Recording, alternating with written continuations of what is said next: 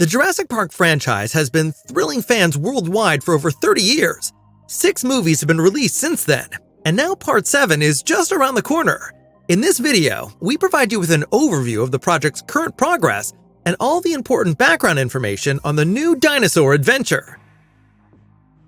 In the previous film Jurassic World Dominion, dinosaurs had already been living on Earth with humans for several years.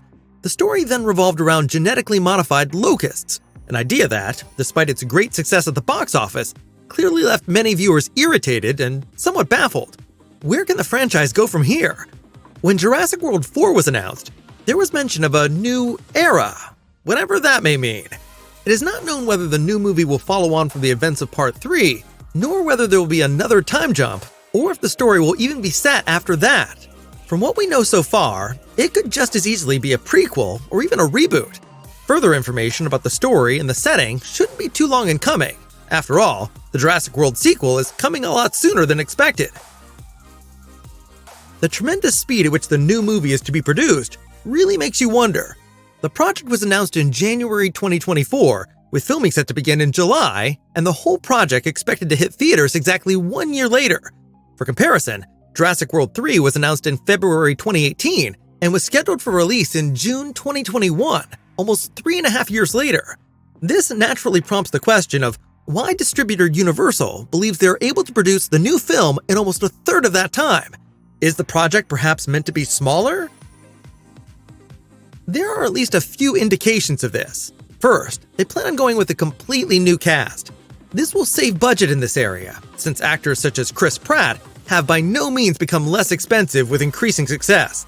In addition, the production period would not need to be adapted to the capacities of the big stars. That said, there is still no information on the new cast, so it is not clear if we will only see no names or if the old cast won't at least make 1 or 2 cameo appearances. What's more, Hollywood insider Daniel Richtman reported on a possible movie title called Jurassic City. Of course, that sounds like a slightly smaller setting than the whole world.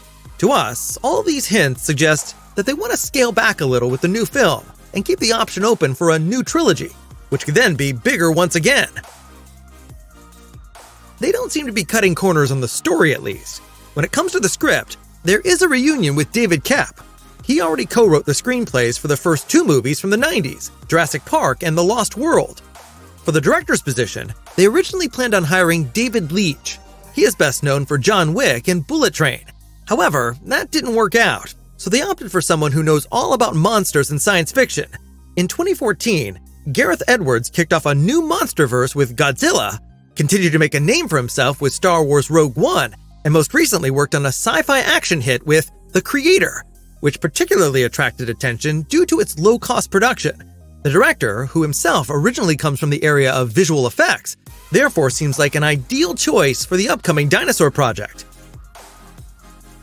The current release date for Jurassic World 4 is July 2nd, 2025, and with filming scheduled to start in the coming months, we expect to hear the first details about the cast of the new blockbuster soon.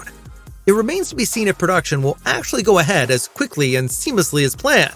As we all know, when it comes to theatrical releases, nothing is set in stone in Hollywood. So that's all the info we know about the 7th movie in the Jurassic Park franchise. What do you think? Is a fresh start the right move for the franchise? Or should it have carried on with Chris Pratt and the others? Let us know your thoughts on the film series and give us a thumbs up if you enjoyed our brief summary.